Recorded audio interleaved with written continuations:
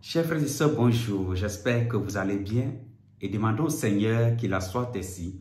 Nous célébrons aujourd'hui le 13e dimanche du temps ordinaire de l'année liturgique B. Et la page de l'évangile que la liturgie de la parole nous propose, c'est l'évangile selon saint Marc au chapitre 5, les versets 21 à 43.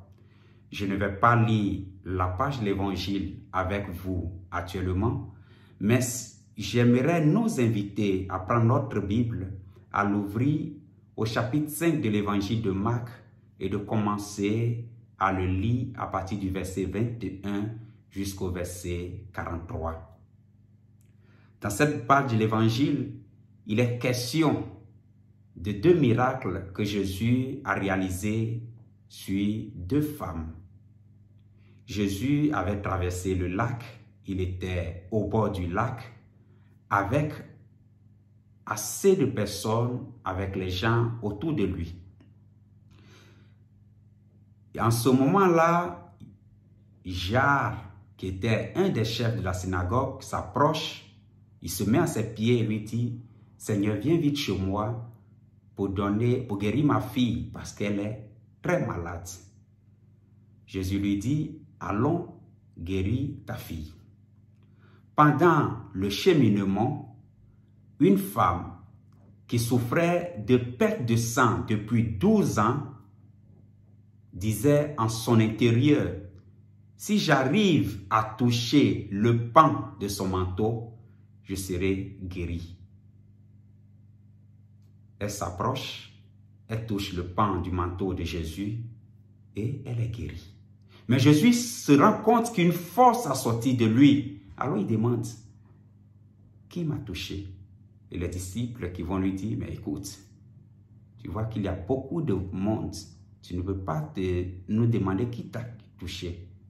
Mais lui, il voulait voir réellement qu'est-ce qui s'est passé. Alors la femme, apeurée, s'approche et lui raconte tout ce qui s'est passé. Et Jésus va lui dire, va, ta foi t'a sauvé. Pendant ce moment, des gens arrivent de la maison de Jaïre et lui disent, ça ne vaut plus la peine de fatiguer le maître parce que ta fille est morte. Jésus va dire, non, la fille n'est pas morte, elle dort. Et il va dire à Jaïre, le père de la fille, sois sans crainte. Est la foi. Jésus arrive à la maison de Jaïre. Les gens étaient aux alentours en pleurant. Il fait sortir tout le monde et il rentre dans la chambre de la fille avec le père et la mère, plus ses 3 disciples qu'il a amenés avec lui, Pierre, Jacques et Jean. Et Jésus va dire à la fille, Talitha koum, ce qui signifie, jeune fille, à toi, je le dis, lève-toi et marche, lève-toi. La fille va se lever et se mettre à marcher. Et Jésus va demander à ce qu'on lui donne à manger. J'ai fait un succinct résumé de ce qu'est la page de l'évangile, mais j'aimerais vraiment que nous y consacrons un peu de temps à lire cette page de l'évangile qui est très riche. À partir de cette page de l'évangile, de ces deux scènes, j'aimerais nous inviter à la réflexion à travers 3 considérations, 3 petites considérations. La première considération, c'est que le Jésus que nous avons, le Jésus qui a sauvé, qui sauvait, est le même hier, aujourd'hui et il sera le même toujours. Dit cela, en ce Jésus-là, il y a encore des forces qui continuent de sortir. Il suffit, nous aussi, de nous lever, de nous approcher de son manteau, de toucher le pan de son manteau pour que cette force-là aussi vienne vers nous pour nous guérir. Et nous allons dire, mais comment ça? Jésus n'est pas devant nous physiquement.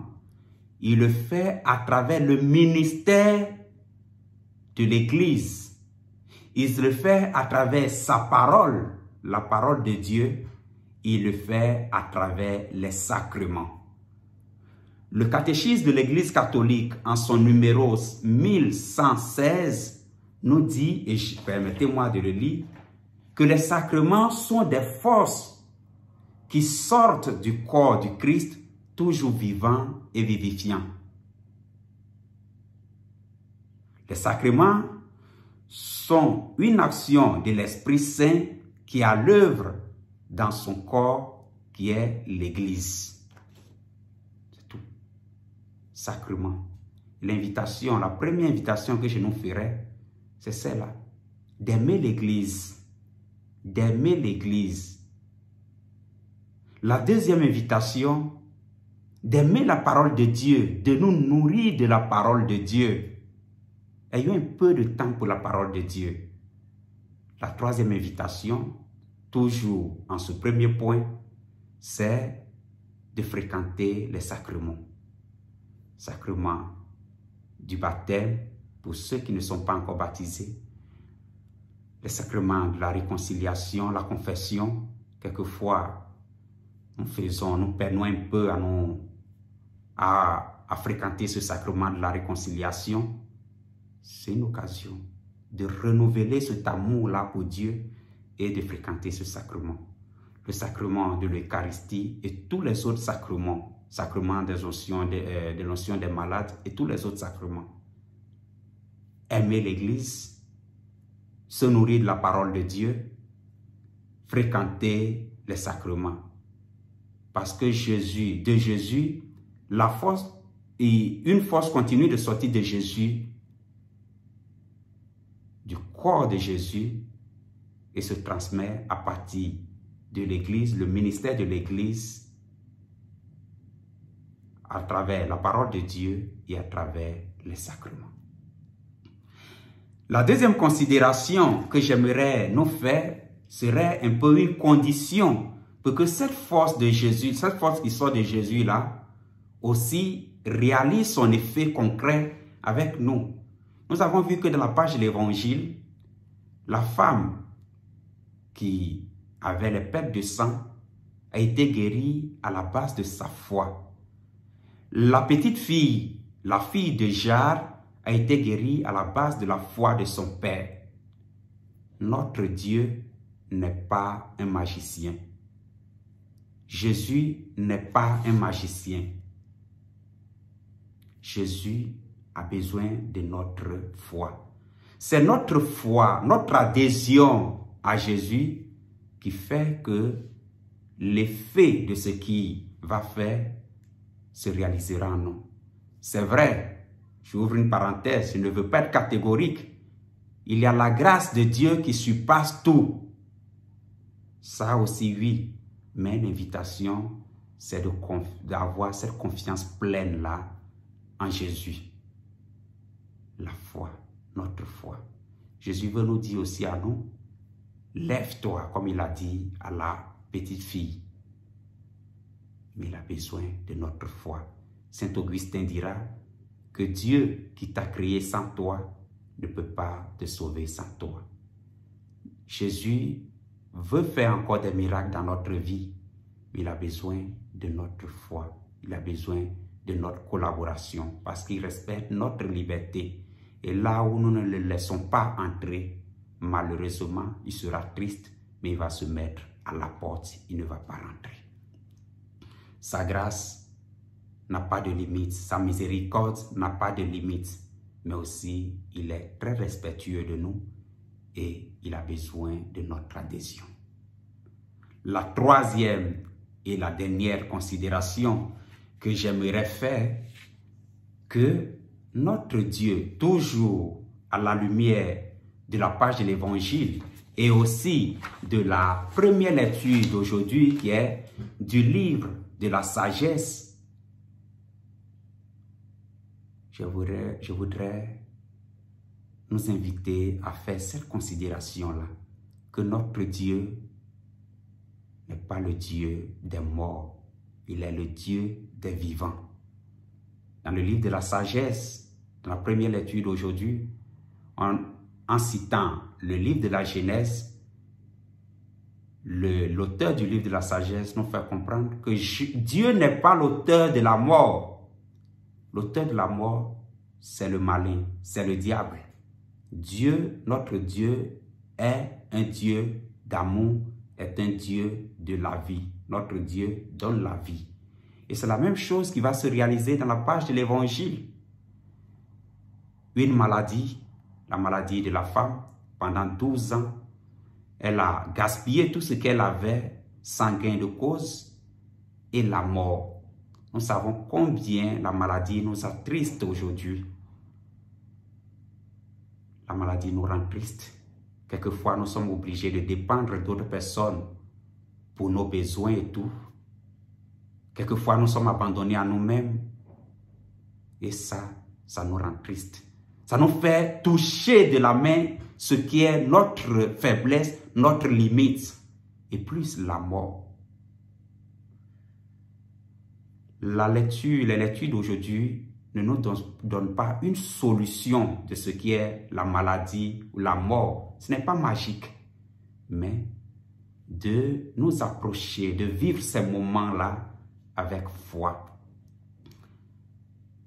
Notre Dieu n'est pas le Dieu de la mort, c'est le Dieu de la vie. C'est pour cela qu'il va donner la vie à la petite fille de Jair. C'est pour cela qu'il va donner la santé à la femme qui souffrait depuis 12 ans de perte de sang. À nous aussi, il veut nous sauver. Aussi, il a besoin de nous, de l'Église et de nous tous les chrétiens, d'être nous aussi des gens qui donnent la vie et non pas la mort. Ça, c'est l'invitation. Que nous collaborons dans notre quotidien à donner la vie et non la mort.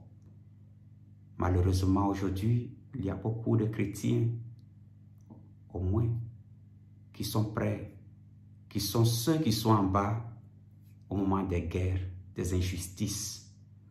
Les lois qui se votent dans les assemblées, dans les parlements, pour l'avortement, l'euthanasie un peu. Malheureusement, de ceux qui votent ces lois-là, il y a des chrétiens. Nous sommes invités à donner la vie et pas la mort.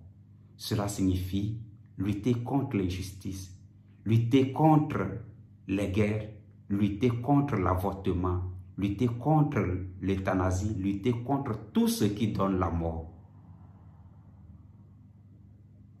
Et je termine avec ce que Saint Paul nous a dit dans la deuxième lecture. Il s'agit de la deuxième lettre de Saint Paul aux Corinthiens en son chapitre 8. Il nous dit, il nous invite à collaborer, à être des communicateurs, des gens qui communiquent le bien.